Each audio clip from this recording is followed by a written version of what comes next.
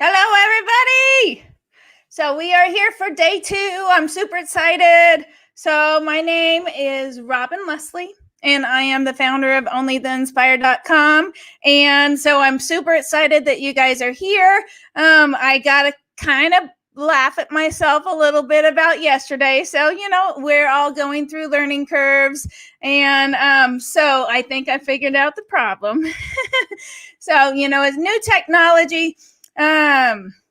So basically I'm taking imperfect action, and that is really what this whole summit is about. It's about coaches. It's about stepping out of that comfort zone.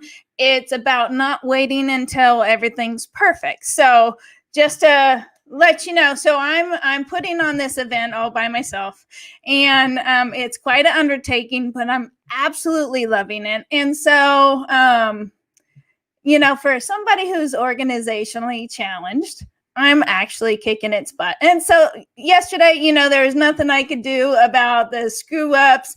And so all you really can do is laugh about it. And I appreciate you guys for being so supportive, but today's going to be so much better.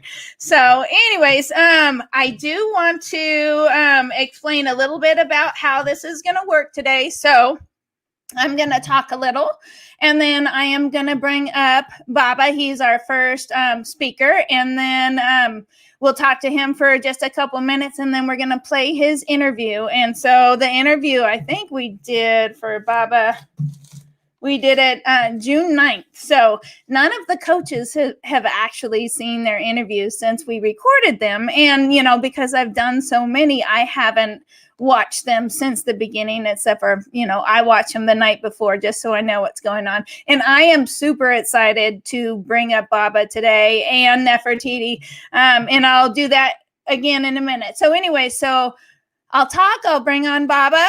We're going to play his interview, and then he's going to come back on, and we're going to have a Q&A session for 5 to 10 minutes. So make sure you write or you post in the comments any questions that you have for him. And there should be a little instruction thing where you give StreamYard permission to show who you are, to show your comments. And for most people, it works. For some reason, it doesn't work for all. And so after we do the Q&A, I'm going to talk for a few minutes again, and then we're going to bring up Nefertiti, do the same process where we're going to show her interview, and then we will have Q&A with her. So, and I do want to encourage everybody, get engaged. And, we're just getting started. I especially want the coaches to get engaged. So there are prizes every day for sharing, doing watch parties, comments, that kind of stuff. So I went back to the beginning from when we started. So hands down, here's my little list. Hands down, Irene has kicked some major butt. So since I opened the group, and not everybody's been in the group the whole time, but she has shared 19 times. And it's not just her post. It's not just her interviews. It's not just her graphics. Everybody. And so hands down, Irene wins for the first day. And then when we're talking comments, Nefertiti, she's coming on today, so I'm excited to show that. So she has, welcomed every coach and commented on every coach's post and everything like that. So they both, I'm going to give them both membership to the site. So I'm super excited. And we had three of the listeners actually share. So we had Holly Bush, Lilia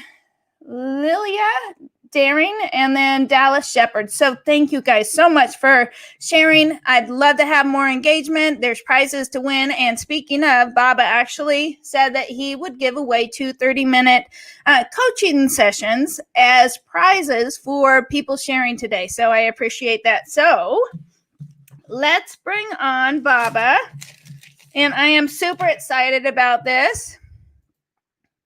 Hi, Baba. How you doing? I'm doing very well. Can you hear me okay? I can. Cool. Awesome.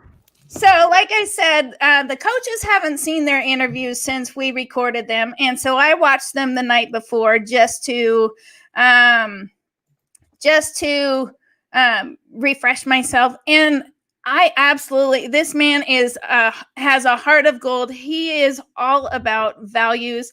He has spoken in three different continents and in 9 countries. And he has just a great background, and it is all about, he comes from a place of abundance. He comes from a place of, I want to improve people's family life. That is really what drives him. It's not the money. It's not the nice house.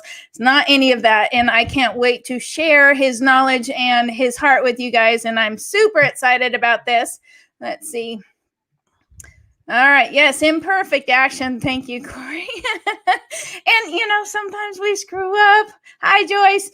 Okay. So we are going to go and I figured out my issue yesterday. So I am going to share the interview. Is there anything you would like to say, Baba, before we get started? I can't wait to entertain questions from people and see where this takes us. Really, really super excited. Yes, me too. Okay, so I'm going to start the video. Hang with us. So it's I think this one's about 26 minutes long. And then we're going to bring Baba back on and ask questions and really listen to his story. It's an amazing story. Great journey. So I am going to do that. So give me just a minute.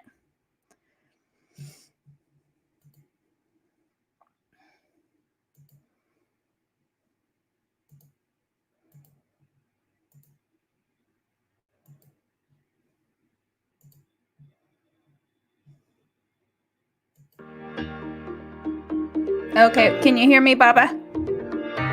Yes, I can. Is it playing? Yes, it is. Oh, okay, mute yourself.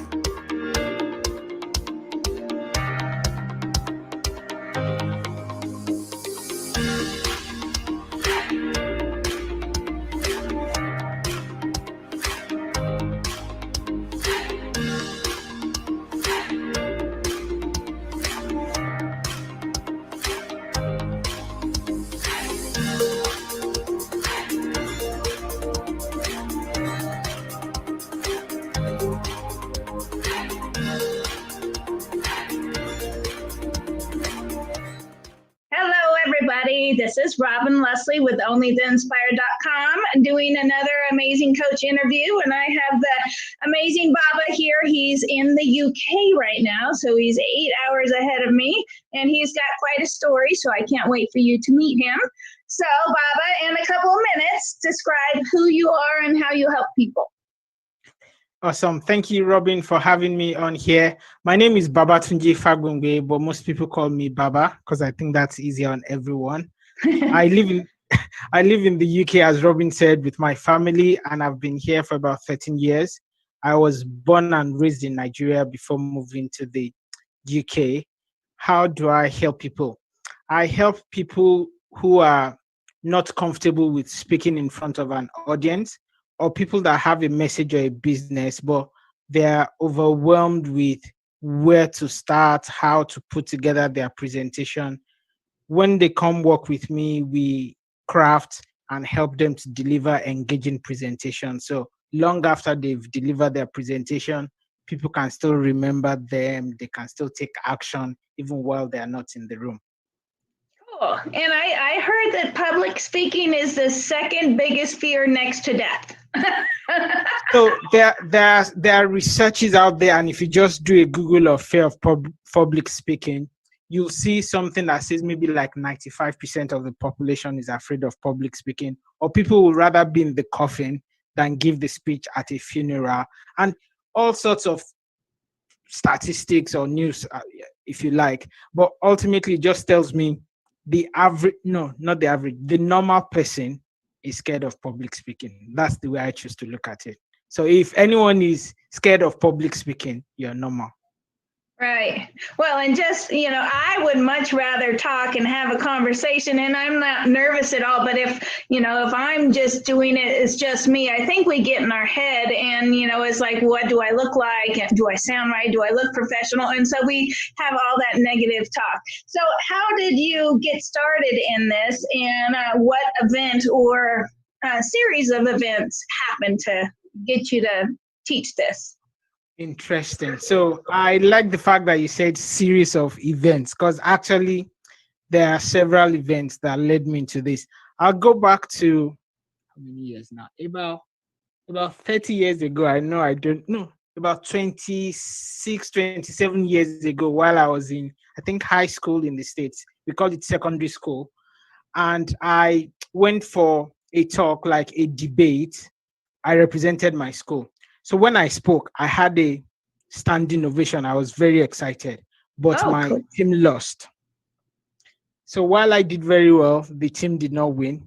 And then when we got back to school, the head basically washed me down, said some things that have lived with me for 25 years. I never started sharing them until maybe a few months back. And I didn't realize how much the things that she said affected me because I just made up my mind I was going to become someone someday. I'll make something out of my life. And I went to university, had a great course, started working, did very well, rose in my career, and then moved over to the UK. And then I went for a training course in Dubai. And the evening before the presentation, after 16, 17-hour journey, my phone rang and my boss said, I'm really sorry, Baba, I can't take the training tomorrow. So you have to take the training. Imagine traveling for 17 hours, all you wanted to do was sleep. And my life basically stopped and then changed.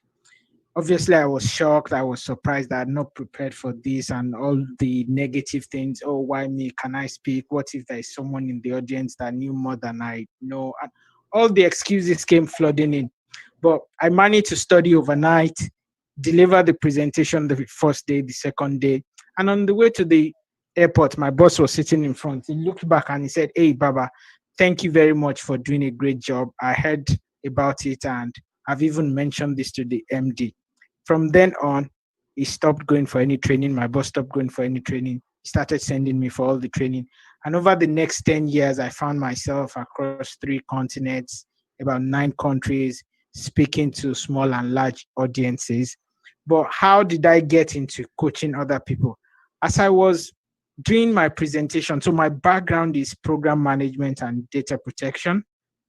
As I was giving talks around this and outside of those, people kept coming to me like, oh, I know what to do now. Thank you for that presentation. Oh, I thought I was coming for a very boring topic, but now I think I can go away with some action points. I just started getting some feedback. And as a result of that, I thought, okay, maybe there is something in here. And people started saying, can you help me with my presentation? Can you help me with my presentation? So that's how the journey evolved. Oh, I love that. So back in high school, you got kind of shamed. You did a great job, but you guys lost, so you got kind of shamed, and that stuck with you. And Yes. then years later, yeah, it's crazy how that can happen. And then years later, you started getting that positive feedback. I love that. Yeah. So describe your ultimate vision for your business. My ultimate vision for my business is to see lives transformed. And I mean, from anything like when I was doing my training, some people wrote professional exams and they came back to me to say, thank you for your training. Your training helped me to sit and pass my professional exam. And now I have a higher paying job, a happier family. So just from training, someone got promoted, families' financial situation got better, hopefully home life got better. So as I work with people, as I train and coach people, my big goal is for families to be in a better place. And what I mean by that is for revenue to come in for business people. And sometimes we focus on the figures, we focus on the numbers, but sometimes there is this other part of fulfillment where people feel my life counts, my voice is heard, my message is out there in the world. And beyond all the monetary returns, that would be my highest return if as a result of working with people they can go to their family and go, I feel a lot more fulfilled now that I'm sharing my message, now that I'm doing what I really want to do. And all of a sudden, that translates into a happier family, hopefully happier children. And you can just begin to see the cascading effect just out of helping people to be able to share their message. Right. And I think there's a lot of times where people, they feel like there's that message or their voice is not being heard, and they don't know how to get it out, and they might not know that speaking is the way to get it out. But I've been there where, several times I'm involved in different businesses and I have these ideas and I get them out and one person goes, oh, I like that, and then everybody else poo-poos it. It's like, I can't wait for the day where my voice is heard, where I am the one that approves my voice and I don't have to worry about other people. But I love that. And people might not, yeah. So you're giving them a way to be heard and be heard on a big scale. That's awesome. Absolutely. So what beliefs do you have that sets you apart from your competition? Other speaking coaches, stuff like that. And I'm much more of a collaboration than a competition person, but we all have different points of view. So I'm curious what yours is. So I'm going to start from where you stopped, and that's, I come from a place of abundance. I mean, we've all been breathing in oxygen for I don't know how many millions of years, and we've not run out of oxygen. So there is more than enough abundance for everyone. And like you said, we're supposed to collaborate and not necessarily compete. So what makes me different? I'll say my authenticity. I am not trying to be who I'm not, and I've gone for the training where people flash the cars, the houses, and it doesn't connect with me. I love the good things in life, but I come from a place of abundance, first of all. And when people work with me, they realize, okay, they are getting authenticity here. And the other part that people don't think about is, so for anyone coming to work with me, I'll be honest and say I'm just few steps ahead of you. I'm not the guru out there that you don't have one-on-one time with. You can't call them to say, oh, I'm stuck here, this is what I need, because sometimes people want to go for the big names, but then you don't get that personal touch. And I think that is something that separates me from all the big gurus. And another thing that I'm very proud of now is I'm the guy with an accent who you may not even be able to pronounce my surname, but despite all of those things, I've managed to at least get my voice heard in various places, and I've not allowed that to stop me. So this is particularly for people that might be saying, I'm too old, I'm too young, I'm big, I'm small, I'm a woman. Well, listen, I have all the excuses not to put myself out there, but if it can happen for me, it can happen for you. And I love that. Well, and it was kind of forced upon you, and then you embraced it. Yeah, absolutely.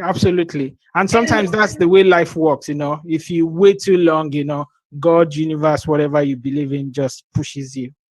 Yep. Well, and you got a point there. Those big names, they're so busy, and yeah, you don't get the one-on-one, and so you have a lot of the personal, the connecting, and the really figuring out the stuff. I love that. So what is the hardest thing to overcome when starting your business? For me, it was options, because while I was doing speaking, I was also helping people with career progression, coaching, if you like. And I've got some other businesses as well, a property business and e-commerce business. So speaking and coaching is something I've always wanted to do. I've gone for Toastmasters, I've trained myself, but I'd always thought when I'm 50, when I've made all the money, when everything is lined up, then I will really do speaking. So I was waiting for the right time. I was waiting for the perfect time. That was a challenge for me. And deciding on which way to go was also a challenge for me. But I had to go through coaches who mentored and helped me to navigate that phase of life. And it was very instrumental to me being able to start off this speaking business. I think there's a lot of us that, well, when this and this and this and this happen, then I'll do it. And no, if you wait for the perfect day may never come. You have to create it. And nobody's promised us. We hope, we pray we'll live long, but nobody's really promised anyone 50 years or 40 years or 60 years. So now is all we have. We might as well make the best of the now. Exactly. Yeah, we could get hit by a bus, leaving here. You never know what happens. And so yeah, you don't want to get to the end or your deathbed if you got really sick and go, I wish I would have done that. I always wanted to do it. I always waited for the right time. But yeah, sometimes you just got to take the bull by the horns and go, I'm doing it. Yes. Yeah. And one of the things they say people say at their deathbed, they don't regret everything they've done, even where they failed. What they sometimes regret is, what if I had tried? What if I had taken that step? And sometimes I also realize in my life the clarity that I'm looking for, what I really want to do. So I explain it this way: the view on the ground floor is different from the view on the first floor, and is different from the view on the 10th floor. So it's as I move from the ground floor, take the stairs to the first floor, the second floor, and by the time I get to the 10th floor, all of a sudden I have a wider view and the perspective changes. So sometimes we need to get to that 10th floor for us to really have the proper picture. But you will never get to the 10th floor if you don't start from the first floor. Great metaphor. I love that. So this is kind of a big question, and I ask everybody this. Some people have it, some people don't. So do you have a support network of friends and family encouraging you to do this, or is it something that you feel like you just need to do it and you're doing it against everybody else's opinions? So I'll say I'm quite blessed to have a very, very, very supportive wife who is holding down the home front, helping with the children. While now it's about 7:30, I'm supposed to be spending time with the family, but she makes sure they don't come into the room while I'm recording. And it's the little things like that. Sometimes she spell checks what I'm doing. No, no, why don't you write it this way? So I'm super blessed to have a very supportive wife, and also I've got a network of friends as well as mastermind groups where we bounce ideas off one another. Oh, good. So that is super beneficial. Yay. So what is your favorite thing about your business?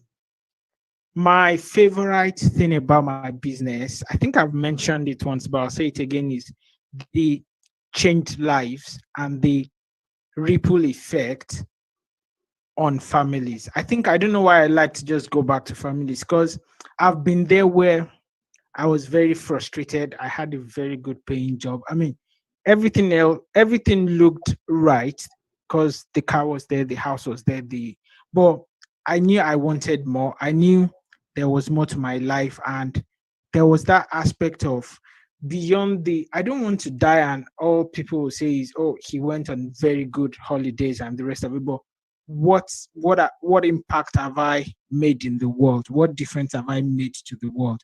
And it's seeing the changes in people's life. People go from being very timid, shy, to people that are rocking the stage, enjoying themselves. And it could be in front of 2, 5, 10, 100 people.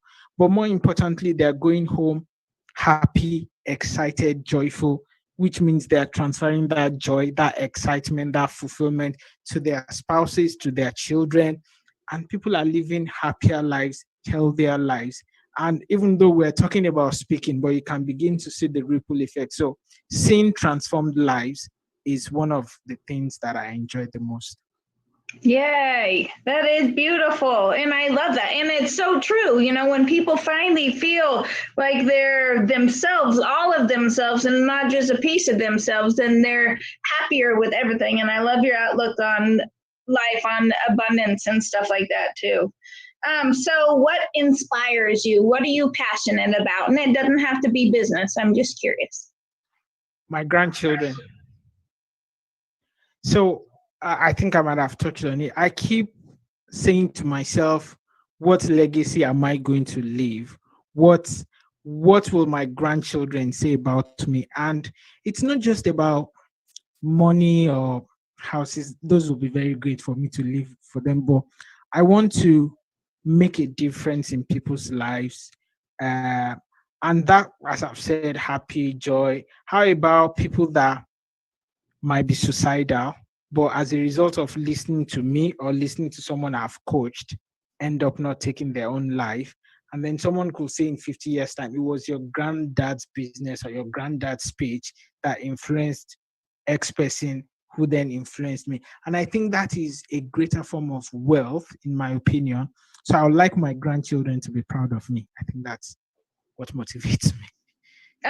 Well, and that's a wonderful motivation. So who inspires you? Do you have somebody that inspires you? Yes, so I'll say I have different people, but most importantly, it's been my granddad and my parents. So my granddad, I don't know how he was able to he's kept his family together. And up till now, his grandchildren and great grandchildren, we cluster together, we come together, we do things together. And not just that, he's left enough legacy in terms of landed property that even if his great grandchildren want to farm now, they have massive land. It was just a person that saw into the future and he was not just concerned about the immediate now here and here, which was very inspiring for me. And my parents, my dad is late now, my mom is still alive, but it was a legacy of education. Make sure you get educated and be the best you that you can be and be independent, be sufficient on your own. And they also taught us Christian values, which were very, very handy in our places of work and as we've led our lives. So my granddad, my grandparents, as well as my parents. And they would be so proud. Yeah, I'm sure they will be. Proud to be your inspiration. So here's another big question. It's the last one. So if you could leave one tip or one golden nugget for everybody listening, and it was your only chance to say it and the only thing you got to say, what would that be? Get started. Get started. Yeah, and we try to wait for the perfect time. We try to wait for when the kids leave home.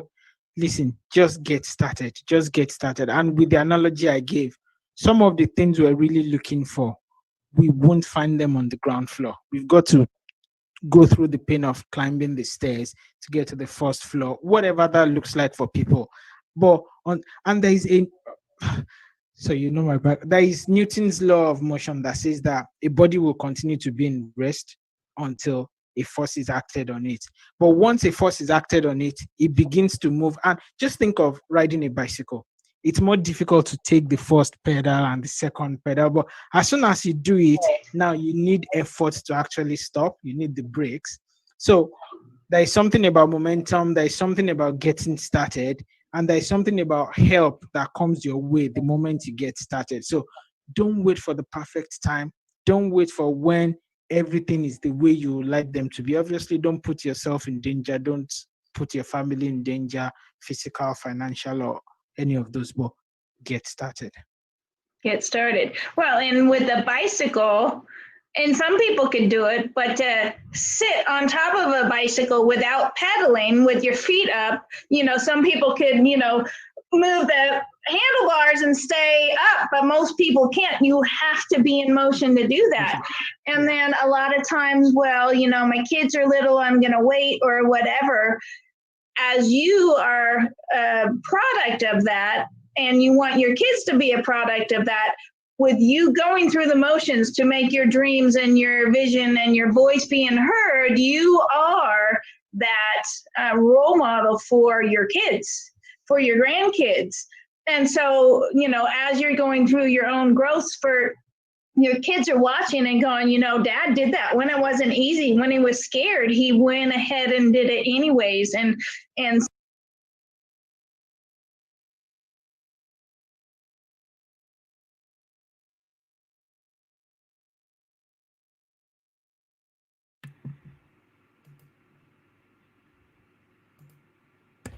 Audio is gone. huh? The audio is gone. The audio's gone? Yeah. Oh, was it gone the whole time? No, just in the last 1 minute or 30 Just in seconds. the last 1 minute. Awesome. Well, so what did you think about the interview after, it's been a couple months, almost 2 months? Yeah. Can you hear me? Yes. Yeah, I am learning from myself. You're what? I'm learning from myself. Uh-huh. It was like someone else was speaking to me. You know, I found it refreshing, found it informative and enlightening and simple. And simple. And you know what? A beautiful heart that you have, really, and just, to be motivated to want to make your grandkids proud. It's just beautiful. And you are so family oriented. And I love that about you. And like you said, obviously, we all want to be on the 10th floor. We all want to have that view. We all want to have that success. Um, Okay. Sorry, Joyce. Yeah, I'm still working things out. Um, so we all want to be on the 10th floor, but you can't jump. You can't pogo stick up there. You have to go to the first floor and do your growth there, and then you have to get to the second floor and grow until you're ready to get to the third floor. So it's a process, and sometimes we can catapult that growth and do it way faster, but you can't skip it. You have to go from one floor to another. And I love that. I love that metaphor. And the bicycle also. And you have to have motion. And so and that reminded me, your suggestion yesterday is get started. That's your big thing. Just get started. And so, like I said at the beginning of this, imperfect action is better than no action whatsoever. Uh, Absolutely. yeah. So, does anybody have any questions for Baba? Please put your questions in the comments. Trying to keep track here. So how has COVID affected you, right? So this has been 2 months, almost 2 months since we recorded that. So I'm curious how things are in the UK. What's going on with COVID there? So I think just like anywhere else in the world, we've had our fair share of the effect of COVID. On one hand, when you look at the numbers were coming down until maybe about a week ago when they seem to be going back up. But I think my heart really goes out to families that have lost loved ones or Mm-hmm. families that have been impacted in whatever way, financial or whatever way. So my heart really goes out to them. So here in the UK, the numbers are going down. In Europe, it seems the numbers are going up. People are scared of the second wave. My wish, my desire, my hope is that everybody will just do what's sensible, just do our part. The government can only do so much, but it's still down to us human beings to do our part to help with this pandemic, really. Mm-hmm. So, and are you, did you, so Joyce is asking, did you have a website before you started speaking? If not, how did people reach out to you? So I didn't have a website before I started speaking. I think one of the things that I found was as I spoke, people referred me to other people, or yeah, I'll say word of mouth reference. And then I started doing Facebook lives. People sometimes share your Facebook post. You get contacted by those. And it's interesting. I think for different people, it works differently. Because what I'll say to Joyce is, what assets do you have at the moment? Because if you've got some assets going, then the best thing is to leverage on whatever asset you've got. And that could be people that already have a list, people that already have a Facebook group, people that have a brick and mortar business. I think the path of everyone is a little different. So whatever asset you've got to work with, get started with that asset. Got you. Got you. Well, and so from what it sounded like at all these different times when you were talking about, and most of the time you were speaking about work, right? Yes. And people would reach out to you after they listened to you talk and say, hey, Yes. can you help me? And so just by you being in practice, being in motion, doing what you're doing, even if you're talking about cybersecurity, people are still finding you because you have that gift. And it's sad that a high school teacher or principal kind of put you down. You got a standing ovation, but because you guys didn't win, and it's not all about the win, but because you didn't win, it kind of shut you down for, 20, 25 years. And yeah. So, And, but sorry, go on. You go on. No, go ahead. Yeah, I was going to say until I started taking my speaking business seriously and I was looking at my journey, looking at my path, it was only then I kind of traced it back. For a while, I didn't speak about it, I didn't think about it, but it was there. And I just wanted to briefly touch on what we spoke about with Joyce. I While I was speaking, I think it's a case of also getting started where you are, because part of the experience I've had was in the workplace, was in the work environment, not even as a professional speaker. It was just doing my day job and having to do training. But I started seeing some trends, and that was what was leading me to go, okay, looks like there is something here. Obviously, outside of work, I went into Toastmasters, I did some speaking to raise money. But again, the speaking to raise money for a charity was out of networking in Toastmasters. So it's connecting with the right set of people as well that just sort of ends up in the ripple effect and the domino effect, I will say. Yeah.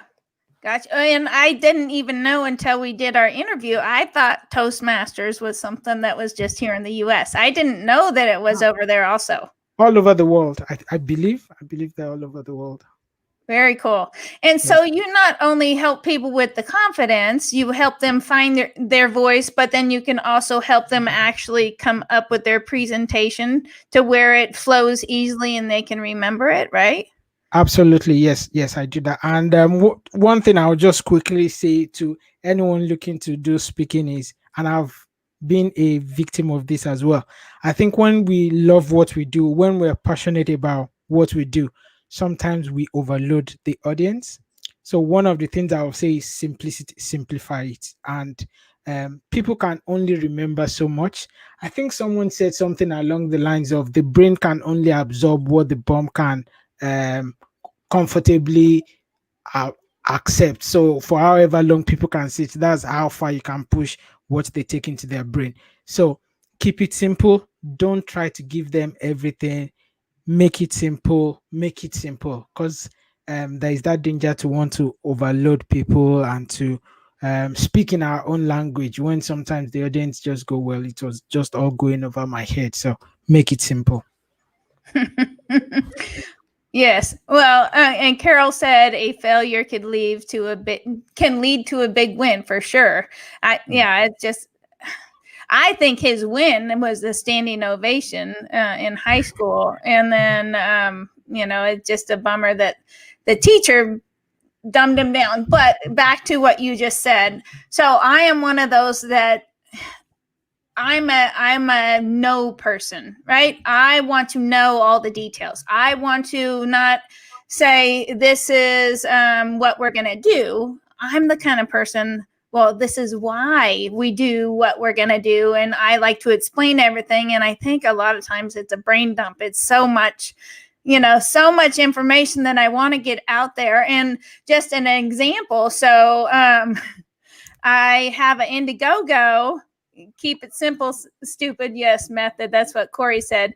So I have an Indiegogo campaign out there. And so you have 5 minutes to try and get somebody's attention. It's supposed to be 2 to 3 minutes, max 5 minutes. And so, the amount of information that I wanted to explain about only the inspired, because it's not just one person I'm helping speakers, I'm helping the members, I'm creating a community, and I'm also helping charities. And how do you spit all that out in such a short amount of time? And so I had a short video, and then I have a longer video, and I was thinking, there's no way I could memorize this. There's no way in the world I can memorize all this, and I didn't want to miss anything, right?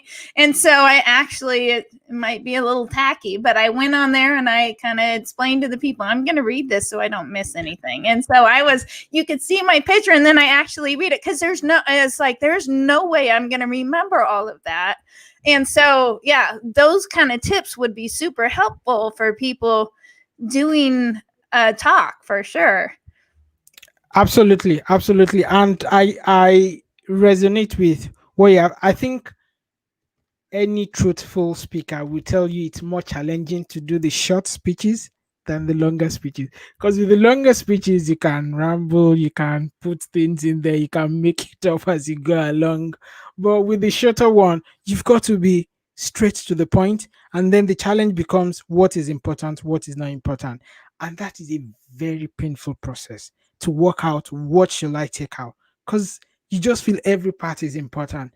And it's one of those things that I help people with. Because the other thing is working out the audience, the listeners.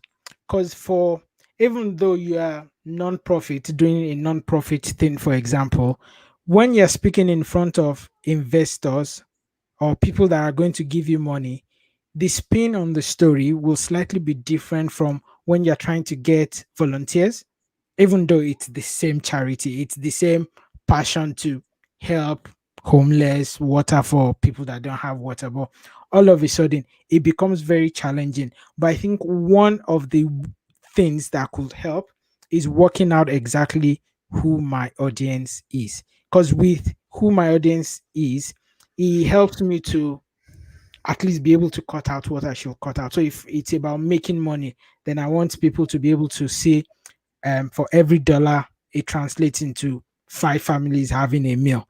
Whereas if I'm speaking to volunteers, I want to say, okay, investing 30 minutes results in a family having a meal. Even though it's the same, almost the same thing, but it just sort of helps you to cut down or change your approach when people are struggling with how to cut things down.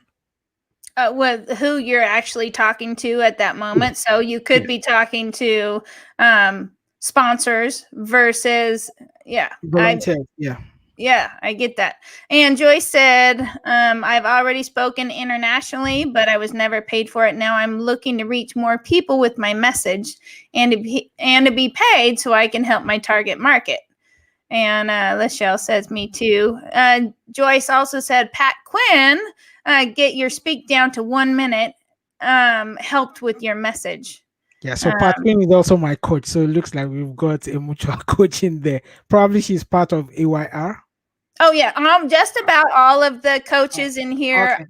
have actually, if they haven't came from the accelerator group, they've Yeah. came from the A360 or Rise Yeah. Up World. Rise up. Yes. Okay. Awesome. Yeah. Awesome. And Joyce said, great information, so encouraging. Thank you.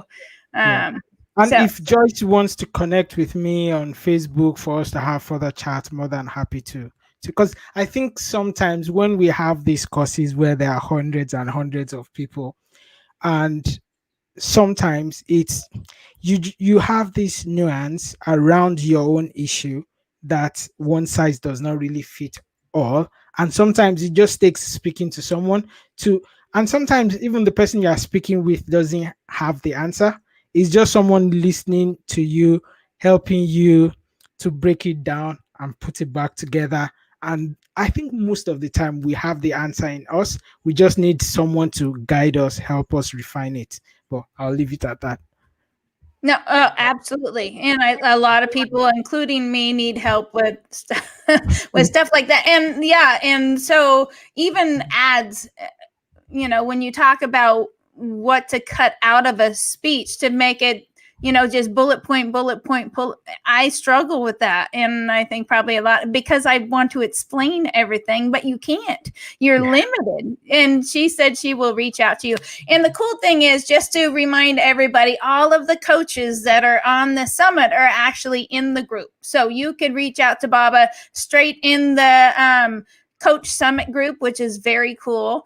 And again, he is offering 2 30-minute sessions for people who share the most, who do watch parties. I want to encourage you guys to do watch parties. We really, through all of the different skills and backgrounds from all of these coaches, we really can impact so many people, thousands. And, I'm hoping by the end of this summit that we could reach minimum of 50,000 to 100,000 people, but we need a little engagement, a little a little help from the audience, which would be great. So I so very much appreciate you being here. I think what you do is awesome, and I think you can help a lot of people. And you said, even if it has nothing to do with money, if somebody could feel like their voice is heard for the first time in their life, that can change their mood. It could change their family. It could change so many things. So it's not all about getting paid for speaking gigs, but actually helping people to find their voice and get their message out there. So I love what you're doing. And if I could just quickly add that I think ultimately the people that will go far are people that come from a heart of service, because I've been sold things and well, we wouldn't go into that, but if people's heart is all about service, obviously you need to get paid to take care of your bills and everything, but I think that heart of service will allow you to go far, and also it will attract people to you, and over time with support and coaching you will be able to monetize it. And at the end of the day, money is reward for solving problem, if we want to put it at a very basic level. So the more problems we solve for people, the more money will come our way. And just like anything else, we are running today, we are standing. I've been on my feet for so long. When I was 9 months old, I could only probably stand for 5 seconds on my feet. And then at some point, I could walk and then I could run. So there is always that, you've got to crawl, stand, walk before you start running. But if you keep at it, if you don't stop, and you have a heart of service, I know for sure that God, the universe, that will always, it's a law called the law of sowing and reaping. As you give out, so you will receive. Sometimes actually, when we sow seeds, we get apples. So it's a seed we sow, but it's an apple we get from the tree. So it doesn't always come back in the same way. So I've got to take my own instruction and not say too much and just keep it simple here. So it's come from the heart of service. I appreciate that. Carol says, yes, come from a place of service, and great analogy. Yes. And I love what you do. And I'm so excited that you're on this summit and that we got to share this interview. And the cool part about it is we could keep sharing it over and over and over. So today isn't the last day that people are going to see you, and we're going to share, and people are going to come back, and you're really going to impact so many people, because there's a lot of us, the advance your reach. It's all about stages, right? It's all about speaking, all about finding your voice. And still some of us are trying to find our courage and get out of our comfort zone. And, sometimes it's not always super pretty when we get started. So we could always use help from somebody like you. So I appreciate you. You're amazing. And so you are offering, and I'm going to put it in. So again, everybody in the Facebook group, there's that giveaways tab for a post topic. And so all of the giveaways are going to be there. And so on top of doing the 2 30-minute coaching sessions that Baba offered for the winners for today, he's also offering the 10 ways to increase your confidence while speaking in front of an audience, even if you're afraid. And I think that last part is super important, even if you're afraid, because we're all afraid until we do something enough times. You're afraid to ride a bike, because you could fall. But once you get doing it, then you're not afraid anymore. So, and how you're so they're just going to your website to get that. Yeah, so if they just go onto my website, Babatunji, BABATUNJI.com. There'll be a pop-up also at the bottom of the website. There is a place for you to drop your email so you could get the PDF and you get it in your email as soon as you fill out the form. And let me quickly say thank you very much as well, Robin, for the platform, for all the efforts in the last 2-3 months, putting this together, working with all the coaches. Thank you very much for the work you do as well. You're welcome. And it's a pleasure for me and an honor for me to help get your guys' message out there, because we all are very connected. And so thank you very much for being here, and we will see you in the group. Okay? Absolutely. Look forward to connecting with more people. Enjoy your Sunday, and talk to you all soon. Woo, Take care. Okay. All right. Bye-bye. Bye. Bye. Okay, so a couple minutes before Nefertiti shows up. So I want to talk about Only the Inspired and how it can help members. So coming from a member standpoint, coming from a person who is inspired, my number one gift is love of learning, or a character trait, I should say, is love of learning.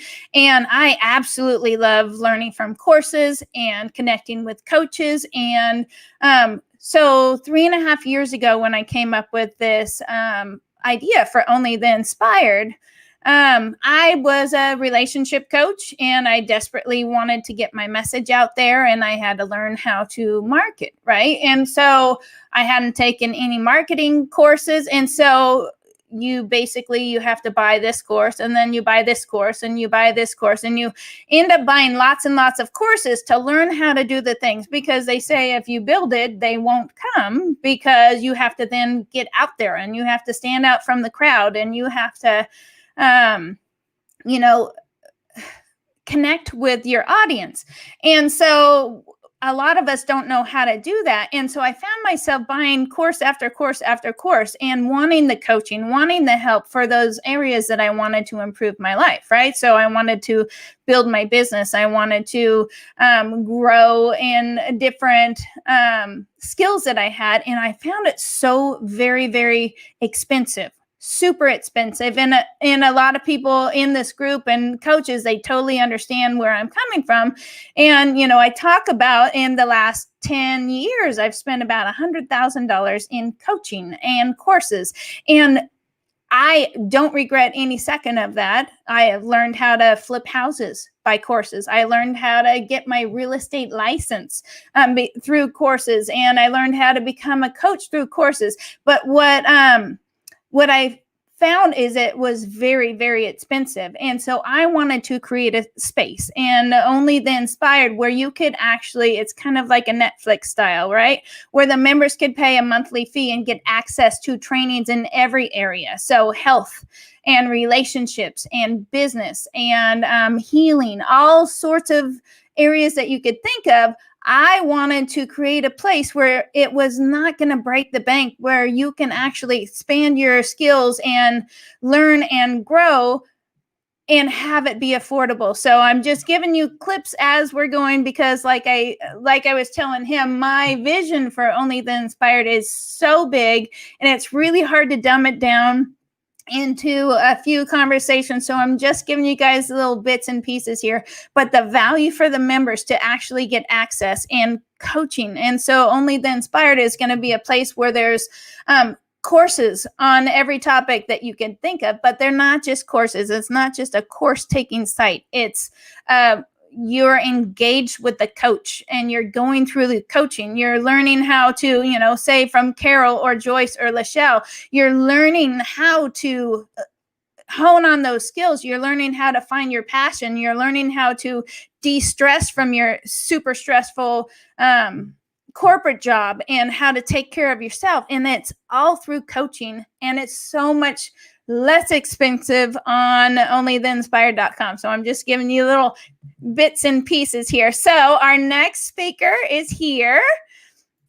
So I'm bringing on Nefertiti. How you doing? Hi, good afternoon, everybody. Greetings from New England. How are you doing? Doing good. So she is from Connecticut, and she is a lady of all sorts of skills, and from balloon art to dance to, and she entertains people for a living. And so COVID's kind of shook her up a little bit, right? Because everything she was doing kind of got shut down. And so when we show the video, she'll explain how she took some of her creative skills, ikebana, right? Is that what it is? Correct. Ikebana, Yes. which is a Japanese art of floral design. Art of floral design. And actually, so teaching people how they can actually create these beautiful creations at the same time, it's a it's a self engaging what am I Well, there are many different approaches. You can consider it as a cultivating inner peace if you want to be a little bit more philosophical. You can also take the approach of fostering a more enrichment environment and have a more zen daily space, which helps creativity and helps also release and decrease those levels of cortisol that they are not good for your health.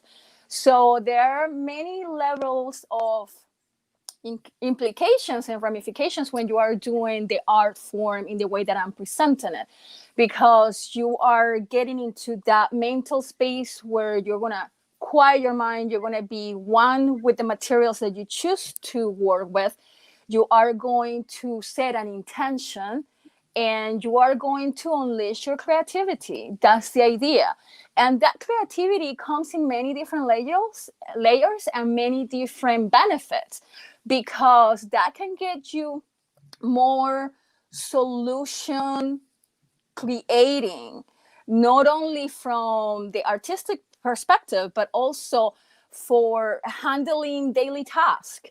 And people don't put the mind into kind of putting together the content of what Japanese culture calls kaizen, which is a philosophy of everything that you learn in life is going to serve you at one level or the other, and it gets all put together, what I joke about as a sexy package, because then not only you are unleashing the creativity that is going to help you in your daily life, but let's say, for example, you choose to take one of my programs. So I'm going to show you how to design a space. So you're going to have more mental capacity to filter the environment and to create more empty space, so you can have room to operate and you can have room to evolve instead of having all these crowd environments around you. Another example, let's say that you are planning a gathering. You can make your own design and be part of the conversation and be part of the ambience, because you're going to put your personal touch into that design, and people are going to compliment on that because it's going to be very obvious that it's not coming from a floral shop. It's going to have your creativity, your personality, the reflection of the intention, and it's very sustainable. You can get a beautiful arrangement out of just greeneries. You don't have to get the fancy roses. So you also learn to scale on budgeting, and that myth that fresh flowers should be for your enjoyment on Mother's Day or the holiday season. No, don't have that mentality of a scarcity, or oh, you have to make it like so luxurious. No, just go enjoy yourself. You are worth the design, you are worth the space, the embellishment of your area, and it's gonna open up a lot of things in your mind that you are not going to look at daily living in the same way. Gotcha. Well, in creativity, some of us think we don't have any. Oh, no, when it comes to art, and some of us think we might not have any, but if you're looking, so I like numerology. I think numerology teaches you a lot, and especially for Life Path 6, they are prone to extreme worry and anxiety. And it says the way to combat that, especially for the 6, is through creativity. And it automatically mellows out that anxiety and that stress. And so I love that you're teaching people how to do things in a fun way that where they're going to be proud of themselves, where they could teach, tap into that little bit of creativity where they didn't think they could do that before. So I love that you're doing that. I have to say that creativity, it's a myth of, oh, I don't have it. No, you have it. You just have to foster it. But we all have it. It's just like a switch. Either you flip it on or you flip it off. And it's the same thing with intuition and the same thing with, other mental capacities. So I'm taking it upon myself, that mission, to share it with other people and present a different perspective. Because creativity, we all have them. You just have to get the right guidance for you to unleash it. And that's actually part of my tagline: unleash creativity. I love that. That's awesome. Lachelle says she buys fresh flowers every week. I bought my white roses yesterday. I've missed them during COVID. And she hasn't gone grocery shopping as often. Yeah. Well, I try to avoid grocery shopping at every cost. Just saying. I think it's so sad that many people don't think they have creativity. And kind of going back to the Baba conversation, I think a lot of times, even in elementary school, when we draw, your teacher wants you to draw something. And if somebody laughs at you or puts you down at such a young age, you could hold that for years. They told me I wasn't creative, I sucked or whatever. And so people, they own that. And I think it's very sad. And so I love what you're doing, because I do believe that we all have our own way. And I like that you're showing people how to do that. So are you ready to watch this interview? I'm ready, and then some. I'm so thrilled to be part of this project. Thank you kindly for the invitation. You're welcome. So you were one of my first interviews. So we did this May 21st, and you haven't seen the recording. So I'm super excited to share this with you. So everybody stick around. We're going to play this interview, and then we're going to bring Nefertiti back up, and she'll be open to questions and answers after. So here we go. And what does Lachelle say? She said, I think many had their creativity shut down. She had hers in first grade teacher, that she needs improvement in art. And that's so sad. And she didn't see it until years later. I don't think my mom wanted to see, I don't think my mom wanted me to see it, but it did plant a seed that I couldn't do art. And I totally agree with that. Lots of people from a little itty bitty age, were told that you don't have the skills in that area. And another one of the coaches, he wanted to be a musician, and 2 people told him and his family, is like, you don't have any talent.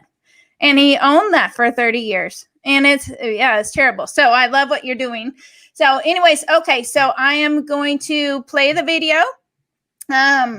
Just let me know, Nefertiti, if you hear the sound, and then we'll mute ourselves, because for some reason I can't hear the sound on my computer. Just say I hear the sound, and then we'll mute ourselves until the video's over, okay? Okay, great. We have a plan. Okay, yes, we have a plan. All right, so here we go, guys.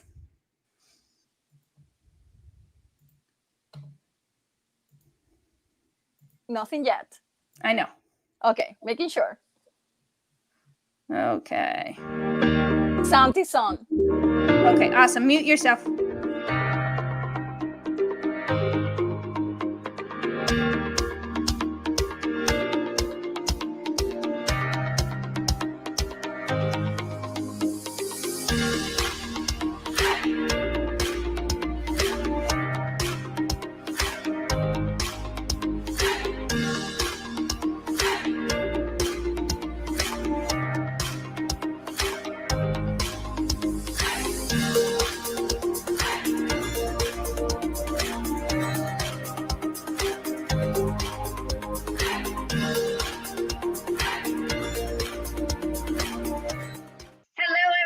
This is Robin Leslie with onlytheinspired.com. I'm doing another amazing coach interview, and I have Miss Beautiful Nefertiti San Miguel here, and she is a woman of many talents, and all in the creative space.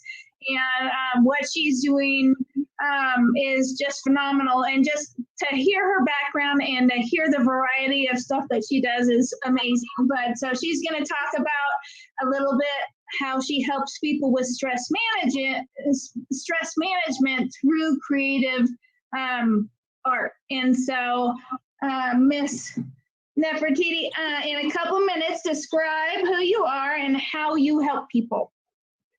Well, let me start saying thank you so much for hosting this interview. Super flattered to be here. My name is Nefertiti San Miguel. I am based out of Cambridge, Massachusetts. I am a mixed media artist, performer, educator, balloon twister, and I have been an Ikebana practitioner since 2007. So good portion of my life, I have been dedicated to entertain people through live events and host educational programs as well. And now with the whole virus apocalypse, I have to make some adjustments and make new approaches. So I had scheduled a workshop about Ikebana, Japanese design of floral arrangements, hosted about 2 weekends ago. And originally I was going to be doing something for Mother's Day because it was right on that weekend. And then, well, we don't have too many supplies, things are scarce, we cannot get together, I cannot do the one-on-one in-person workshop. So I have to totally change my format and my approach. And as I'm talking to people in my area and online on different states, I realized that we are quite chronically stressed. And these current times have been just an accelerator to showcase that chronic stress that we have. Mm-hmm. So I did my own deep research for myself so I can extend it to the world. And I decided to combine my years of experience in teaching customer service, doing my own self-growth, learning different modalities. I practice humanistic Buddhism. So I put some of that philosophy into my teaching. Neuroscience, of course, the basic Ikebana applications itself from the culture. And I am transferring all those different elements into an educational program to help people get that zen within themselves, get better in tune with the surroundings, filter out a little bit all this negativity that we have going on right now, and create something with a beautiful final product that everybody's going to be proud to showcase in their own space. My teaching is different than a regular floral design because I ask the person what they have on hand. I don't send a list of unreasonable, expensive material. Like if you go to an Ikebana school, a formal training, you have to spend hundreds of dollars in basic mechanics, tools, vases. And I don't want people to be discouraged because of the investment needed. So what I did in the recent workshop was have a one-on-one Zoom call before the activity and see what the person had on hand, what was their expectations, and how much creative they felt at the moment. And I guide them individually to do these beautiful one-of-a-kind pieces. So out of that, we're doing a community virtual exhibit hosted by a local library branch. And the people who were part of this workshop, they are going to be showcasing virtually the designs that I inspired them to do at that activity. So it's very rewarding. And I'm trying to build community, make things a little bit more spring-like and more like a blooming sense that we are doing good. We're going to unleash the creativity and we can make amazing things out of nothing, because that's what we have to do these days. We have to manage. So I am doing the approach of teaching the floral design with all these different pieces of knowledge that I have been cultivating over the year, and apply it to a stress management and healing arts.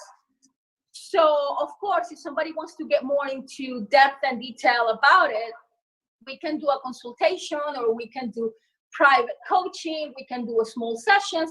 But the class that I want to extend for free to the audience, it will give you a very good sense of what I offer and how you can approach Ikebana outside of the somewhat stiff Japanese setting, because they can be a little complicated.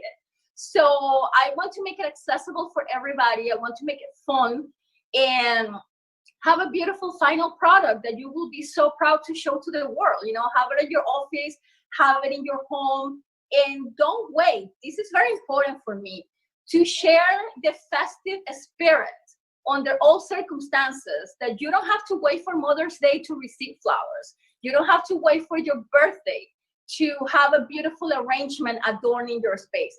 You should be capable to do it yourself, love yourself, and treat yourself to a beautiful creation done by your own inspiration. So I want to make this accessible to everybody. And this is suitable for teenagers, young adults, grown-ups, females, males. There is no restrictions here. And I'm doing the approach of very inclusive, very welcoming. Everybody and anybody can do this. I love that. And that's a beautiful piece. And I didn't realize exactly how big it is. It is almost as tall as she is, and it's just gorgeous. So how did you get started in this business, and what was it that involved you or made you take this art of Ikebana? Is that how you pronounce it? Yes, Ikebana. Yeah. And what made you connect that with stress management? What was the trigger that made you want to do that? Well, I have to tell you, I have had a very long time relationship with flowers, nature, art, and Ikebana from young age. But it have changed over time. Sometimes it have been a deep passion. Sometimes it have been a little bit bitter, because when I was doing the formal Ikebana training, there was a lot of politics going around, and I was treated like a unwanted child. So I got discouraged to do the Ikebana, and I took a long break. And then I picked it up out of just personal soul search. I worked for a flower shop in Cambridge. So that kind of inspired me to go back to the Japanese style and do my own thing for my own space and be creative. So I was doing the educational programs already for a few years, different subjects. But it was a combination of given circumstances and also evolution. It's something that I have been doing over the years. It has been very relaxing and self-healing. And I can present the same approach to other people in the community, not only locally, but now with the virtual option, it can go extended abroad as well. And it's a beautiful thing. Mm-hmm. So these have been a hybrid of personal training in the arts, evolution, emotional involvement with it, current circumstances. So it has been a mesh of a lot of things happening and blending together. And the whole approach of Ikebana as healing art and stress management, that just shaped up in the last 2.5 weeks. Because what happened recently with the whole virus apocalypse, everybody's so gloomy. There are no flowers in the flower market. You know, the grocery stores, they don't have a whole lot to offer when it comes to bouquets and arrangements. And I said, well, I can teach people how to use whatever they have at home. I am a mixed media artist. And for example, on this piece, 85% of what you see here, it's all old, dry materials, because I didn't have the resources to come out with fresh imported flowers. That's not an option. So I ended up kind of scraping up what I could put together because I wanted to be part of these 2 virtual exhibits. And I came up with this. And to be honest with you, this is a masterpiece. It's the best piece that I have done in my entire life. And it was beautiful. Out of necessity to make something beautiful out of nothing. So I didn't sink into depression. And now this is just like my pride and joy. I show it to the world. It's massive, it's tall, it's just mind-blowing. I cannot even imagine how at some point I came up with all this, because to give you an example, the flower shop where I work, we had some old orchid plants and they shed the blooms. There were no flowers left. And I'm trying to clean up the space and get rid of unwanted material. And I passed by it and I was going to discard it. And I'm like, whoop, like something pulled me back. I look at it and I see these 3, actually 4 leaves that they were the leftovers of the orchid plant. And I'm like, no, they're still alive. They don't have blooms, but I can use it on my design. So I trim it from the soil and the base, and I made it part of the arrangement. And it's a live orchid plant, but it doesn't have the orchid flowers. And it just blends in with the rest of the items that I select for the design. So part of my philosophy, it's this Japanese word which doesn't have a translation, and it's called moitane. And that is a concept of being mindful with the resources and don't waste anything. You recycle, upcycle, repurpose, and you don't take resources lightly. And the current situation that we are experiencing right now internationally, I would say that it's a very strong wake-up call that we have to be mindful with the resources and work with what we have. You know, you go to the grocery store and you don't have 100 different options for the same item. You are lucky if you find something on the shelf. Yeah. So you have to work with what you find. And that's pretty much a reflection of that current situation into this piece that I crafted 3 weeks ago. Love it. Well, and it's known that creativity helps battle anxiety and stress like that. So if somebody believes, because a lot of people believe that they're not creative, if they believe that they're not creative, can they make something like that and make it look pretty? Oh, I guarantee I will make you unleash your creativity, because this is not something that you lack of. This is something that you have been trained by the establishment that no, you are not creative. We are all creative individuals, and that's part of my mission too. I want to show everybody that they can be creative and do beautiful pieces. And I had the proof in the pudding in my last workshop. Some of the ladies that were a little bit self-conscious and shy, and they didn't have anything to really show for as a florist. They didn't have like the right professional equipment. And at the end of the virtual experience, and we went around and they showed what they had, I was like, oh my God, I'm proud of what I can bring out of people. We can make this happen. And you just have to invest the 2 hours. I promise you, I will make it work with whatever you have. Dry branches, kitchen items, leftovers from an arrangement that you got gifted, things from your backyard.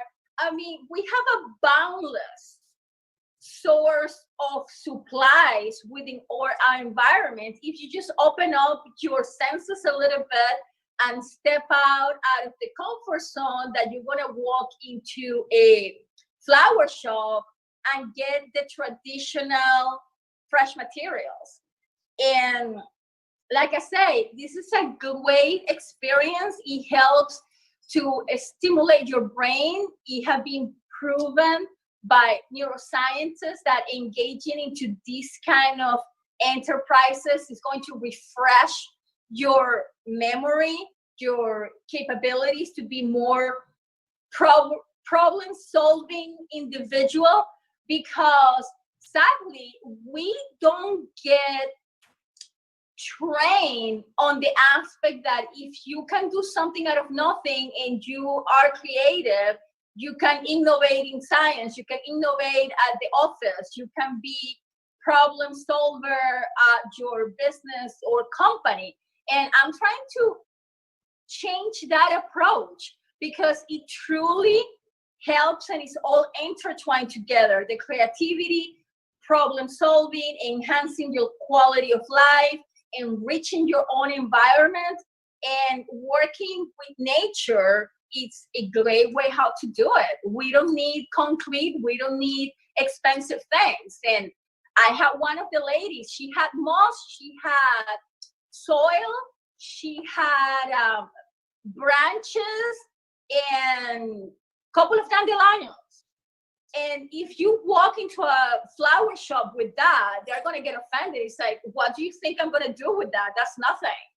And when she showed, after my guidance on how to go about it, her final piece, I was just like jumping up and down of being so happy and thrilled with the final result. So there's no question on my mind, this is suitable for everybody. And part of my logo, or rather, if you want to say the tagline for this business, is going to be unleash your creativity, because we all have it. I have faith on that. I have seen it. And there's no question on my mind that I will bring that out of anybody. I love that. And, I would have never thought, I know creativity, is the opposite of anxiety and stress, but I wouldn't have thought all those other things. I love that. I think that's a wonderful, wonderful idea. And I have to add to the conversation that a few weeks ago, I was crying my heart out like I just lost my life. All my events got canceled, and everything got officially on pause until September 1st. And we're looking back in beginning of April. I was crying my heart out like I just lost the love of my life. And that night I stood up until like 3 a.m. in the morning. And what made me surf that dark wave was engaging in Ikebana and floral arrangements. And I picked everything that I had on hand in my apartment, and I did these beautiful arrangements. I had more arrangements that I could know what to do with it.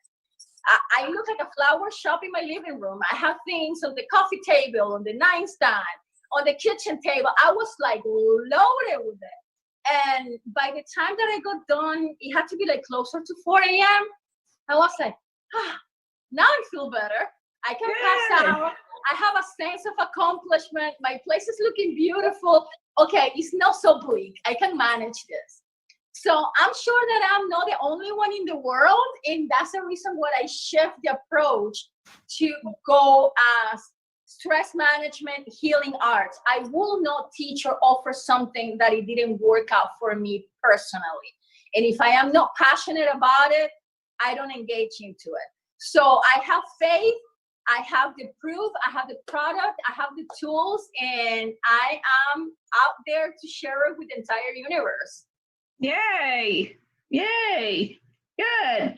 Let's see. What's been the hardest thing to overcome when starting your business? And I'm guessing since your normal business kind of got shut down for several months, it was discovering this new modality that could help people because it helped you and your stress. Is that so just finding a different way, finding a different avenue, because there's a lot of people who are out of business right now and their hands are tied. So what was the hardest thing for you to overcome? Well, the hardest thing is right now to adjust to virtual reality so I can serve more people. Me being a mixed media artist and a performer, my life have been around live events, in person, small crowds. And now having to reformat the whole approach to virtual reality, where yes, I can see somebody in a small square in the screen, but we cannot have really that same level of hands-on interaction. That has been a challenge. You know, getting familiar with all the tools available for me to accomplish what I want to deliver to a new audience. It's a big learning process, and I'm still working on it. So it's not like I overcame, I still in it. So You're working it. I'm on it. It's a work in progress, but getting a little bit more comfortable on it. You know, I had my first virtual workshop, and it was truly a total success. Yeah. I was a little bit nervous, but my best rewarding moment is that I had a lady kind of joining the group at the last minute, and she lives in Massachusetts, in my home state, but she tuned in from Ecuador. She got stuck abroad, and she was telling me that there were no markets open and the streets were empty.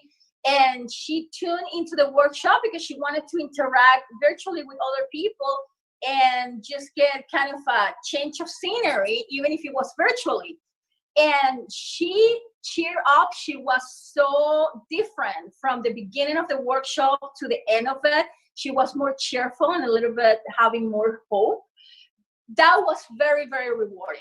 So that's keeping me fueled and motivated to get this properly set up and stick to it, because the fact that I was able to connect with somebody abroad in the middle of a virus apocalypse and deliver smiles at this level, which I never thought it was possible, it was extremely rewarding. So I'm going for more of that. I love that. And I love that you say apocalypse. I've been, joking with people about it. So how you doing during the apocalypse? And so, yeah, I love that you do that too. That's awesome. Well, I have to add to the conversation two things. One, because I'm a performer, I love Halloween season. I was part of haunted attractions. I did a lot of improv acting. And we always talk about zombie apocalypse. That's a Halloween theme. Well, we didn't get the zombies, we got a virus, we have to adjust to the creepy theme of Halloween. So also the fact that everybody says coronavirus, COVID-19, if I hear that name again, I'm going to drop. So I want to put something more away from the media and news. So it's a virus apocalypse. I'm fine with that more than the coronavirus. So that was like my own in-house joke, if you want to present it that way. Right. So I'm curious. So in building your business, building this business, and doing all of your other creative activities, do you have a support of network of family and friends, or is this something that you're doing all on your own? Because there's a lot of us that don't have a lot of cheerleaders at home, and so I'm just curious where you are in that space. Well, I have to tell you that it's just me, myself, and I against the world. I don't have family. I don't have a marriage. I don't have kids. So it's me, myself, and I in that regard. Mm-hmm. In regard the environment and the wonderful people that I have in my life currently, friends, fellow performers, business associates, I have a wonderful group of people that I can reach out. But I don't like to cash out favors, and I try to be as self-rescue princess as possible. Mm-hmm. So I can say if I need encouragement, I can reach out. But in the whole creative process, establishing the business as such, it has been a solo adventure. Gotcha. Well, and that's going to help a lot of people, because a lot of people is like, I don't know if I could take this on doing it all by myself, but you can. There's so many people out there that do it. And so I appreciate you being honest about that. So what is the favorite thing about your business? Interaction with the public, getting to travel around, which that was part of my operation before the virus apocalypse. Now it's a different format. And the best of all was the connection with different demographics and deliver smiles. I just love delivering smiles. I can see the before and after, and even if it's for a very brief moment, if I can bring some entertainment, enjoyment, education, knowledge to somebody to step away from whatever reality there might be facing, which there's a lot of things going on right now, from domestic violence to having issues with the partner or struggles at the job site. We all need a little bit of fresh air. So I want to be the one contributing to that positive change, even if it's just for a brief moment, to get you into that second win and go back and face the world. That's what I want to do. I love that. Because even in those little moments, it's like you could forget all your problems and just really enjoy what's going on in front of you. I love that. So what inspires you and what are you passionate about? Inspiration for me comes from art, nature, and my travels. I have been a little bit of a nomad, and I just get inspired by my travels. I am in the process for the near future to do a mini book around my experience with Ikebana and my designs. And I am doing a series of do-it-yourself projects that I can reflect into my mini book so people can do themselves at home. And I named one Venezuela because I was born and partially raised there. And for example, Venezuela has more than 25,000 species of orchids. So I want to present within my work an approach on cultural exchange so we can be more welcoming for everybody and showcase a little bit of cultural knowledge and what is indigenous to different places that I have lived or traveled through. Last year, I went to the Azores Islands, beautiful place. I had a blast. So one of my designs is going to be named Terceira, which was the island that I visited, and they are famous for the hydrangeas species.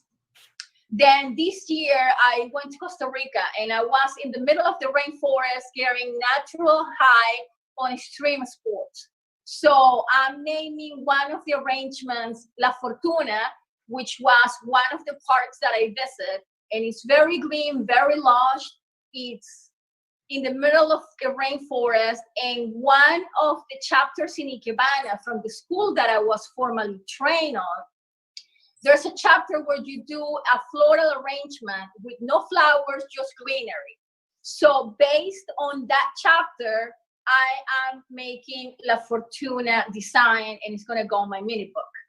So I'm doing a lot of different approaches because I am not selling a floral design program where you're going to get the same tulips and you're going to get roses. No, I'm bringing a little bit of international culture showcase of what you find in different places in the world and inspire you to dig into that. There's inspiration in foreigner lands, in travels, and maybe the person who is contemplating going on a trip, they will get inspired by it and have an epiphany along the way. That's also part of my goal. So I have a lot on my plate, a lot of things going on. So just a couple more questions before we wrap up. So who inspires you? Who is one of your inspirations? Who? Well, I tell you, one of my recent inspirations have been a Buddhist nun from a temple that I attend in Cambridge. She is so down to current realities, and she showcases the very best of humanistic Buddhism. So she has been an inspiration and a role model for me. Also, I get inspired from the different people in my circle, traveling partners that I have had in the past few years.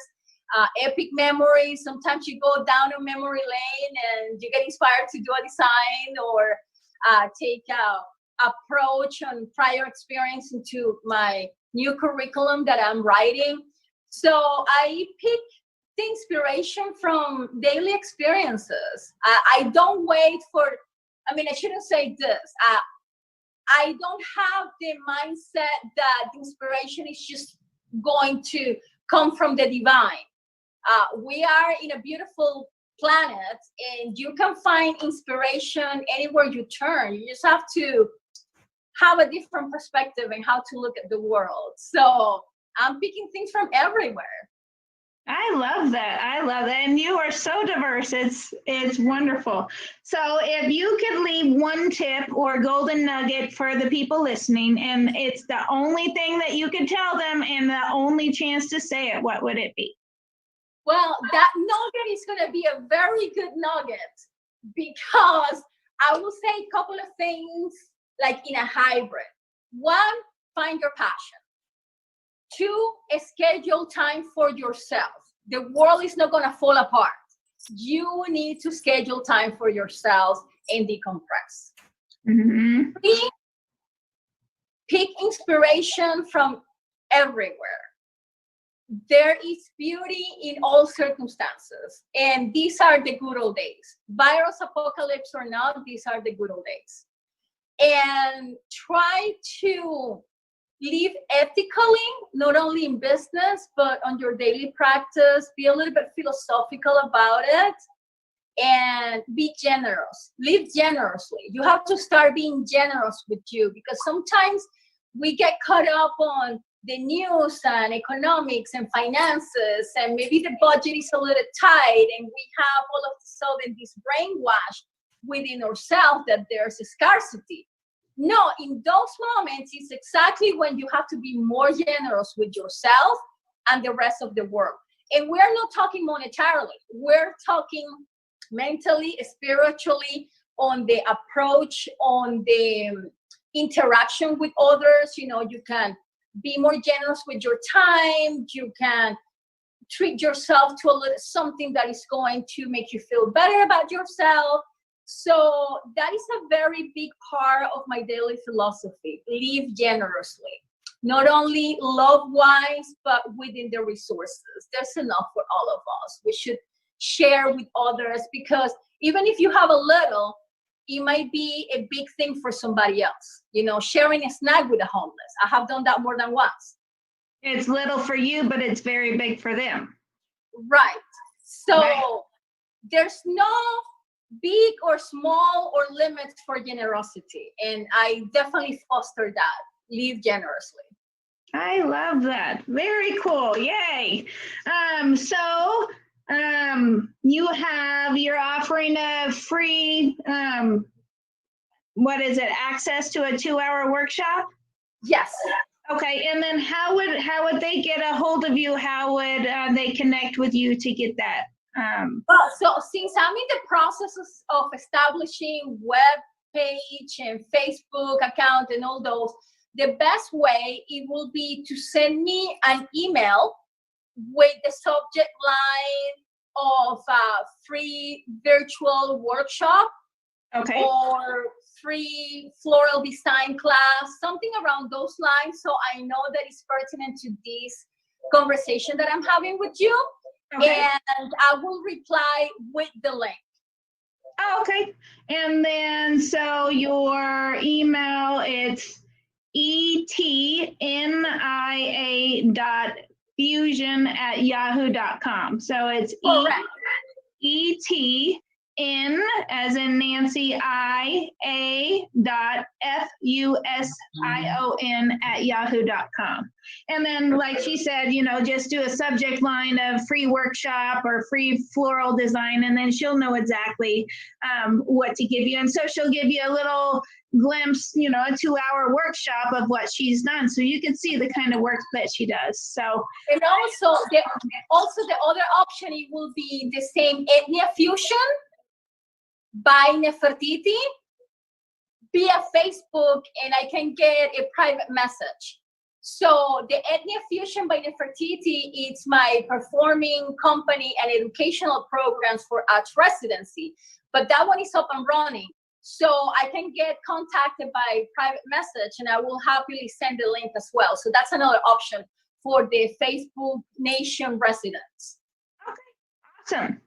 All right, well, thank you so much for being here today. I think your design is absolutely beautiful. It's huge and it's just gorgeous. And I love that you're using creativity, because a lot of us haven't been creative since we're forced to in art class. And there's so many different ways to be creative, but a physical creation like that, a lot of us have never done. And I love that you connect that with the self-care and the stress management and healing modalities that creativity does. So I appreciate you very much for being here, and I love what you're doing, and I think it's amazing. Thank you so much. Happy to be part of your program and delighted to connect with a new audience that otherwise I wouldn't have the access for it. And hopefully there are many more opportunities in the near future to keep connecting. Absolutely. Yay. All right. Well, thank you very much. And we will talk to you soon. Much love. All Best right. wishes from New England. Yes. Bye.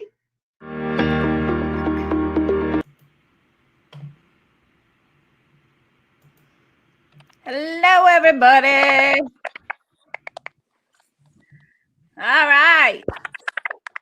So, how was that watching that after a couple months? I think you're muted. You're muted still. There we go. Okay, let's try that again. It's not. Okay. So, what did you think about that after not seeing it for almost 3 months? It was a flash drive down to memory lane, and it was super cool because it's still current, still reflecting my work, and I am very emotionally invested in it. And I'm like, yes, I'm on the right path, on the right track. I own it. I rock my style, and this is what I'm doing. Nice. Very cool. So, there's a few comments in here, and I encourage everybody to ask some questions while we have Nefertiti here. So Joyce was saying she loves this. She made wreaths with her grandsons with things. She had a few bulbs and foundation from the dollar store. They spent less than $6 on a wreath, and they gave them for Christmas presents. And she loves the repurposing approach, and that it's a great way to approach stress. We're happy to hear that. What? You're happy to hear that? Happy to hear that. Yes. Yes. And your passion is amazing. Lachelle said you're very inspiring. So what has been your biggest challenge going virtual? Okay. I will say it's still a challenge because we all have our preferences and a little bit of belief system that not always serve you right. And before the virus apocalypse, I was on the road, hands-on, live. And I didn't invest the time. I didn't have the desire or the necessity to be properly set up as a business for online offerings. Right. And now that's the only chance that I have for safety, because that's what the market demands at the moment. So I still having to set up accounts. I still having to set up passwords. I still having to do the Zoom, the virtual gift, the interaction with the people, that it's better than no interaction at all, but still feeling a little bit awkward for what I have been doing all this time. So the challenges are there, still current, but I take a deep breath. I do daily meditations, and I have to mentally prepare myself for all those virtual spaces that you have to do the research on what platform is going to serve you better to connect with people. How do you save information? How do you share it with people? So that's still a challenge. Everything Got else, I own it. I love connecting with people at any level. I love my craft. I love to teach and have that bonding with an audience, but it's a little bit different. I'm trying to get more used to that for virtual spaces. For sure. Well, and it's a whole new learning process, and I think it prevents a lot of people from going online because it's all brand new. It's all learning new stuff. So Lachelle said, "What a fun interview! Great job." And then she's also asking, "What is your current project she's most excited about working?" Oh my. Okay. On that one, I can run with it. So I got connected. Actually, I should rather rephrase that and say I got requested by a community college out of state from Virginia to do a virtual arts residency. So I have to do some filming, I have to do some editing. I am waiting to get like the final request from the event organizer or on the length of the project, meaning each module that I'm going to be teaching, the length and how they want the approach. But the activity is going to be catered for the college community, and it's going to be broadcasted in September, and it's going to be up in virtual space of the community until the end of the year. And I will have, after the program that I'm putting together for the arts residency, like 2 weeks after it gets air out to the community, we're going to be doing a Zoom Q&A with the students, and we're going to do a community virtual exhibit.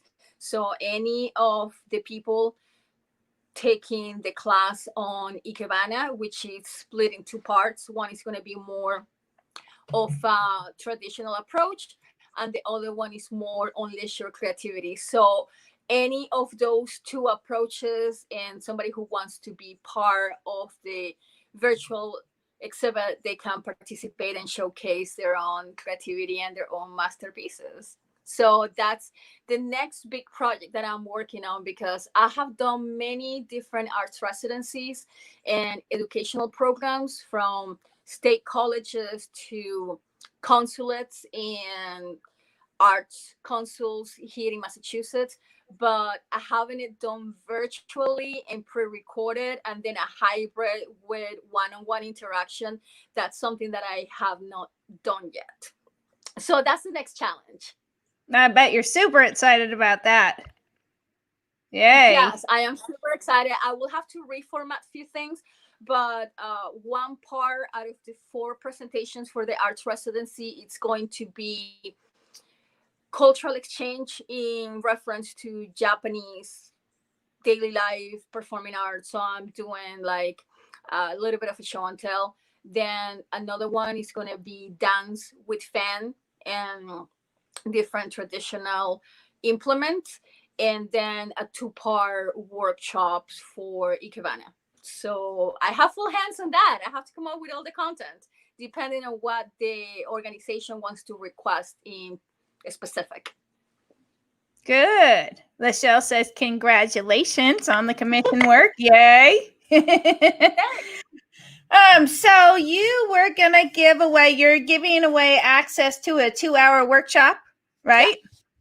Yeah. And so it's already pre-recorded session, but the participant will have my contact information. So if they want to share the final product after they do the 2-hour online program, we can exchange some ideas. So if they want to just share their experience with me, we can connect at a later time and more personal. Beautiful. And so they're just going to email you that and then say free workshop in the email on the subject line? Or maybe also another option, it would be put on the subject line only the inspire, so I know that it's going to be coming from your community. Got you. Got you. And then, so the email is Etnia. Is it Etnia? Yes, Etnia. Etnia.fusion@yahoo.com. So it's etnia.fusion@yahoo.com. And I will put that in the giveaways section. So you'll have the email there and then the subject line. And so you know what you get with the 2-hour workshop. Awesome. Awesome. So is there anything else you would like to share? How's COVID going on in Massachusetts right now? So I love that we're literally international. So Baba was from the UK. I got some people. We have tons of people from Canada, and then we have 3 different speakers from Australia. But it's interesting, you know, because I'm in Nevada. I'm just curious what the COVID situation is in Massachusetts, because we're all connected. We're all in this together, right? So I'm just curious how things are there. Here in Massachusetts, things are opening up. You have more options. Like if you need to indulge in some vanity, which I'm a sinner on that one, go fashion shopping to look at your best and feel beautiful. You can go and do some shopping in malls. The hours are restricted, and there are some limitations in the sense that you cannot try anything on the fitting room. So you have to take it home and decide if it's a good fit for your liking or do the return at a later time. So things are getting a little bit bureaucratic, if you ask me, and a little bit of extra steps to be taken, which personally I don't make much sense of that. But it's just my perspective. You can go to a restaurant, which is great. No parties, no live event. The flower shop where I work, we are back in business, Petali Flowers. And we are right in the Harbor Square, and there's really not much business going on. Mm-hmm. So we have to be creative a little bit with how to place our product, because there's no the same level of foot traffic. Plus, we were relying on the local universities and educational organizations, and everybody's working remote. So we lost the business for graduation, wedding season, Mother's Day, uh, all those special events, 4th of July celebrations. So it has been super slow, but my approach is just hold on to the positive, keep the good spirit. You are in good health. The rest you can take care of it, and just surf around inconvenience. I was craving yesterday a milkshake from Godiva store, and I had to be out on the hallway of the mall waiting for, I don't know, maybe like 25 minutes to get my craving taken care of, because there were only 4 people accepted in the store. It's a small shop. So you just have to don't be in a rush. If you are in a rush, you are going to stress yourself out. For sure. Just take a deep breath, be zen, and just be prepared to entertain yourself on a given moment. Okay, I have to be 25 minutes waiting for my vanity. Okay, I'm going to catch up with some business emails, do some replies, send my biography to people who are interested in my craft. So I'm just trying to keep things within the context, efficient, and don't stress it out, because you have to deal with it. You have no choice but to manage. You cannot get a toddler tantrum because you have to put extra time into doing things. So banks is still closed, so you have to do either drive-through or the ATM. Not many spaces here that are taking cash transactions, so they actually have little signs that please do, whenever possible, credit card purchases and no cash. So there are a few things that they are the new norm, and I'm trying to adjust to that. So that's kind of the highlight here in Massachusetts. Yeah, I hope you enjoyed your milkshake. Well, I have to tell you, I had it like it was the Last Supper. Because oh, really? Yes, because I started 75 hard today. I enroll into that program. So I indulge on the wine, on the whipped cream, the Italian dinner. I went all out on calories yesterday because for the next 75 days, I'm going to be committed to 75 hard. Gotcha. Good girl. Good. Well, thank you so much for being here. I appreciate you. And I don't know if you were on at the beginning of the call, but so I'm having winners every day for either sharing or engagement. And by far, every coach that we introduced on the summit, you jumped right in there and you were doing comments. So you won a membership to Only the Inspired. So thank you. I appreciate that. And I appreciate the engagement and the support and everything. You tried so hard. I see Irene saying I tried so hard. I'm not sure what she's saying. And she's making me hungry. That's so funny. Awesome. Well, thank you very much, Nefertiti. I'm going to talk a little bit more, just a couple updates for tomorrow and give you guys heads up. And then I have a little bit of homework for you guys. And so Nefertiti, the 75 hard. And I haven't paid attention to that because I've been busy. I've been busy trying to get this ready. So I want there to be some homework. And today is day 2, so we are going with this as we're going. So in the group, guys, so for Baba, I want you to type in there or even do a quick Facebook Live. What is your biggest fear about public speaking? And maybe he could throw in some comments in there and help you with that. But what is your biggest fear about the public speaking? Is it the way you sound, the way you look, that you might not come across clear? Put in there either a live or a comment about your homework. And then people are also going to get... they will win prizes for engaging in the homework and stuff as we go through this process. And then for Nefertiti, I want you to post either type it or do a little video. What is your favorite creative moment that you had? One that actually surprised you? Because a lot of times, we don't think that we're creative, but then we push ourselves and we actually get there and we do something that we're super proud of. So I would love for you guys to share your proudest creative moment. And yes, the homework is in the group, Lachelle. So it all stays in there and people could get engaged in the conversation. And that's where we're really going to connect. And I'd love to see if there's pictures of the creative aspect. That would be beautiful. I would love to see pictures of what you guys have done. And then, of course, with Baba, make sure that you tell him what your biggest fear of public speaking is. And maybe he can help you because our voice is our power. And a lot of times we get muffled. And so make sure that at any time you guys could, after this recording is done, you could start a watch party and just bring more awareness to this group and share the video, share the post. A watch party basically makes you go live. If you do the watch party, make sure you do it to your own timeline. Don't do it in the group. So make sure that you select your own timeline so it shows outside of the group. And then tune in tomorrow.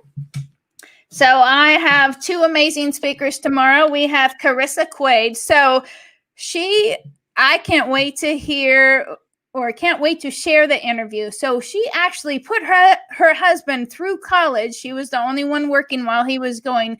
And by the time he graduated college, they were completely debt-free, including all of the college. And so she has some mad financial skills that you guys want to tune in and listen to that. And then we also have Dwayne Crabtree. So he was very successful salesperson, sales manager, and busy. And he found himself getting overweight and just bogged down because the email would be going off all the time. He'd be with his family, the phone would be going off, and he felt that being compelled that I have to answer this now. And so he realized after a long period of doing that, and you're not being connected, you're not being present with your family because you're just connected to tech. You have to answer that email. And I know what that feels like. But since he actually realized this was an issue, he's lost 60 pounds. He goes out hiking. He's present. His relationships with his family are so much better. So make sure you tune in tomorrow for the interviews. I'm super excited to show that. And thank you very much, everybody, for being here. I appreciate you. And I have to do a shout out to Pete Vargas and Pat Quinn, because most of this group in here, almost all of the coaches came from either Rise Up World, the A360, or the Advance Your Reach. And because Pete Vargas pivoted, you know, he has a speaking business on stages, right? So he had a pivot, and with the Rise Up World Challenge, he lit a spark under so many of our butts to actually put into motion and get stuff going. And I have to do that shout out to Pete Vargas, and Pat Quinn obviously is amazing. So that is how I met almost all of the participants in this summit. And so I just wanted to reach that out. So anyways, thank you very much. Please share, comment, do your homework, and let's see who wins for sharing and watch parties and homework tomorrow. And thank you very much for being here. And thank you, Nefertiti, very much for being here. And you are just a beautiful soul. So, all right, we will talk to you guys later. Thank you very much. Happy Sunday. Bye-bye. Yes. All right, bye.